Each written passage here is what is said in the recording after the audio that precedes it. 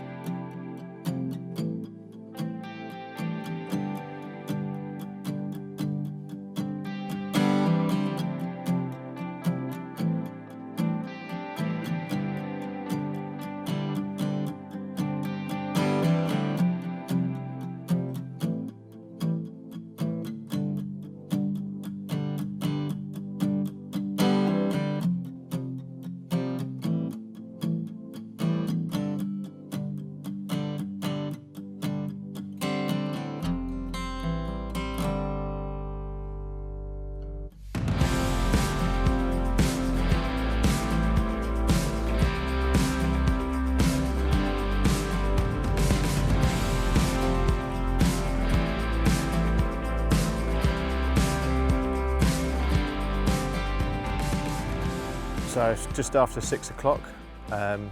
Sun's been up for a while already.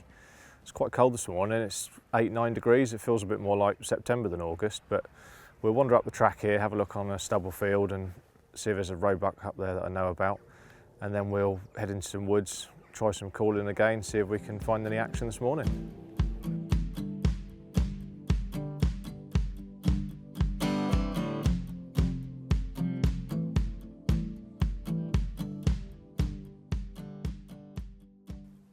Just come up to the stubble field, and the buck we're looking for is out in the field with a doe and 2 kids.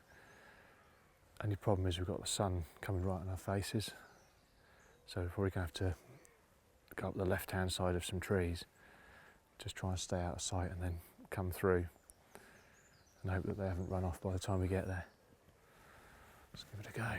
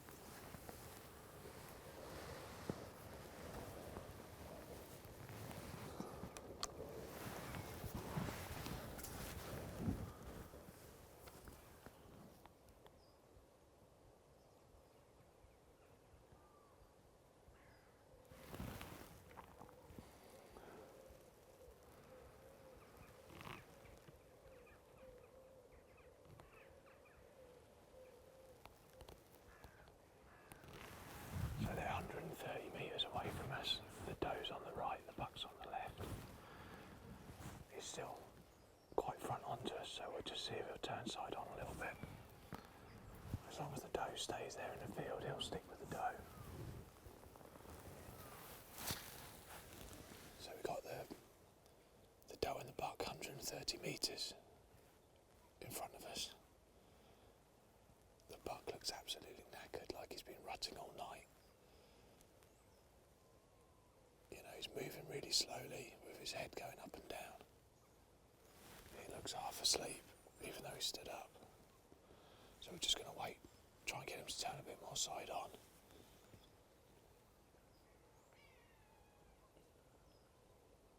Yeah.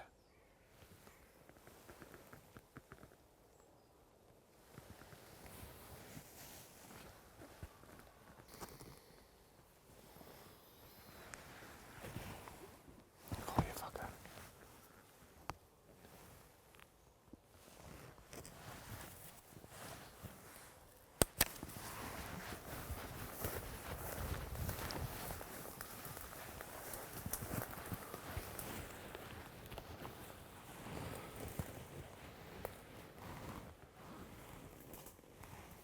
Keep still.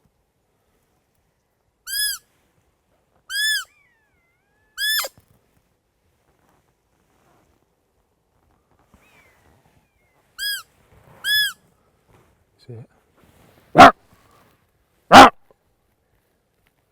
You want it?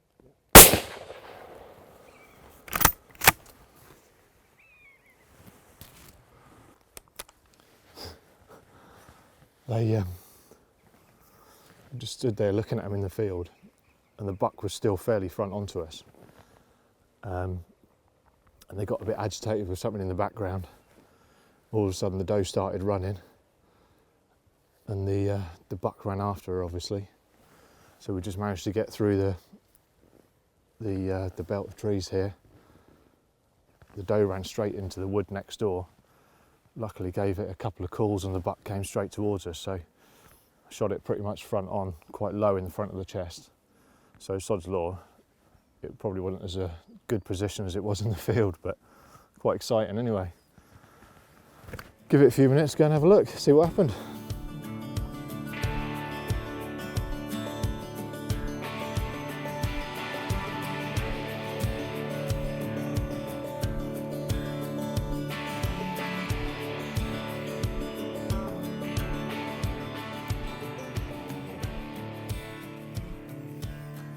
Looking to see if there's any sign of any blood on the bracken where it ran in. Because it was front on, the bullet probably hasn't exited the body, so there's no blood trail to follow anyway.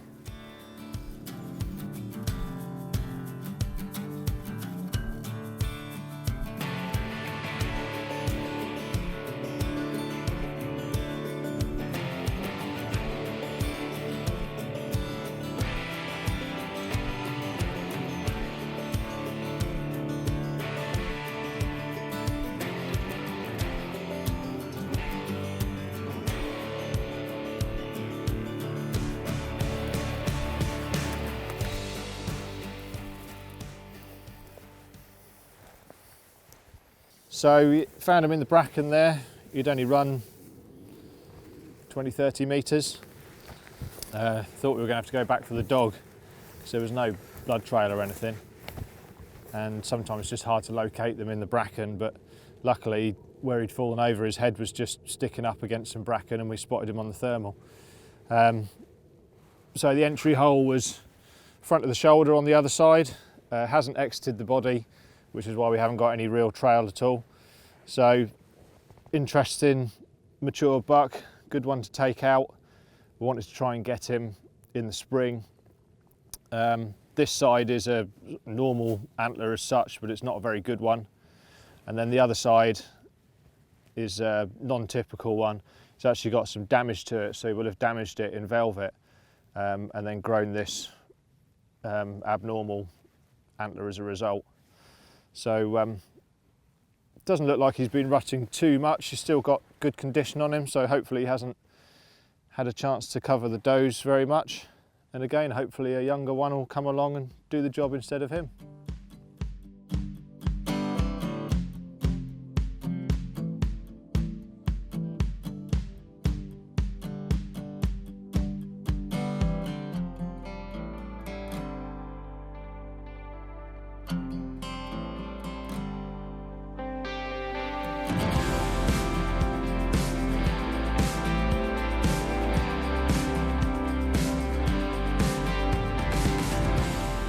So it's just after 7 o'clock. We had a great result with that roebuck. Can't believe we pulled that one off.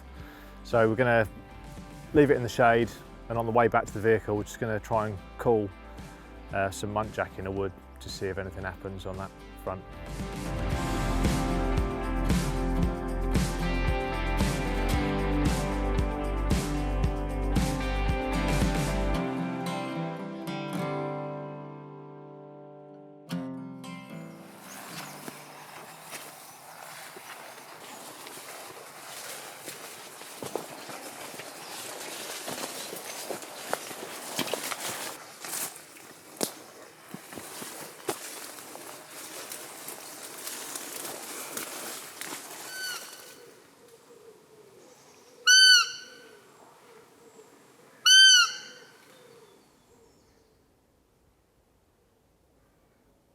There's a muntjac over there on the right, just keep fairly still, move slowly.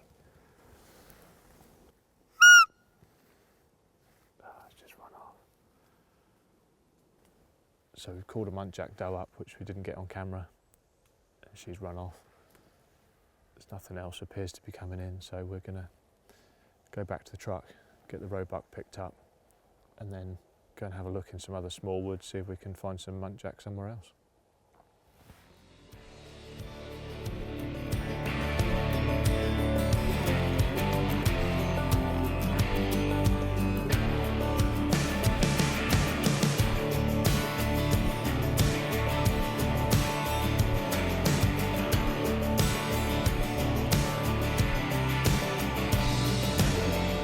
So just driving back down to a different area and just see a young 4-point roebuck in the carrot field. It's obviously still moving around a little bit. Cool.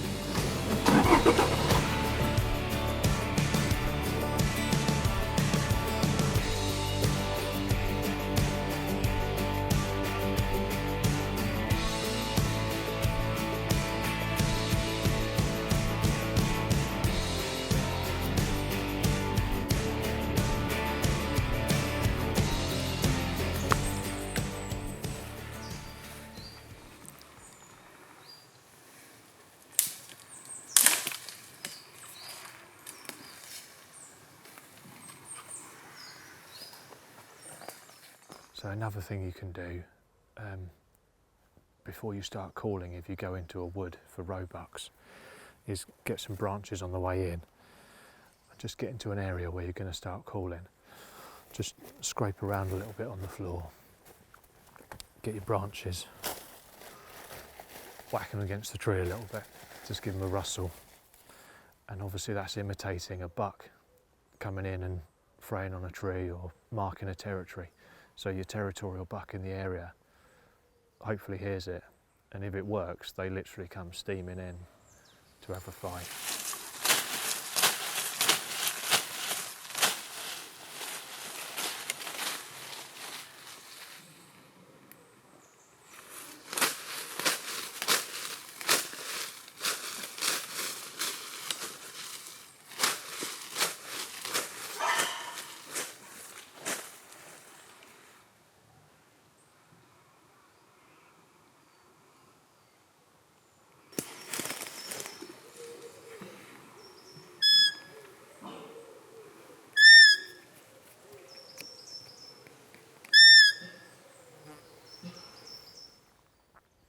So we had just caught a glimpse of a Muntjac moving into the bracken up in front of us.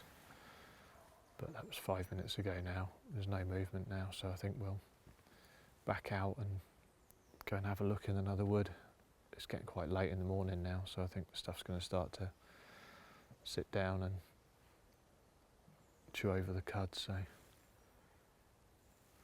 one more go and then that'll be a morning, I think.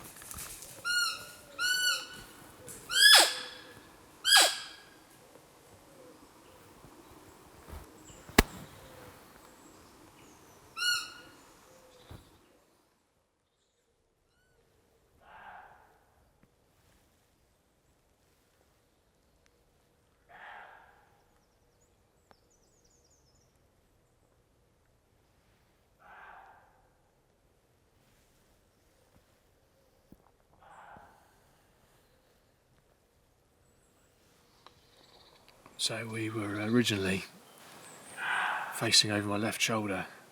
There's quite a thick bit in the back there where Muntjac usually lay up. So hoping to call one out of there. And we pretty much decided to call it a morning, only to turn round and see a young 4-point roebuck coming straight towards us. He came round the side of us and then came in from the right, about 5 metres away from us in the end. But it was quite a nice young 4-pointer, so we'll leave him, give him another year, see what he looks like next summer. But great experience, and just shows you just when you think it's all over, it can change and something can crop up all of a sudden. So yeah, good morning. We'll finish on that, go and get the roebuck we shot sorted out of the larder, and call it a day.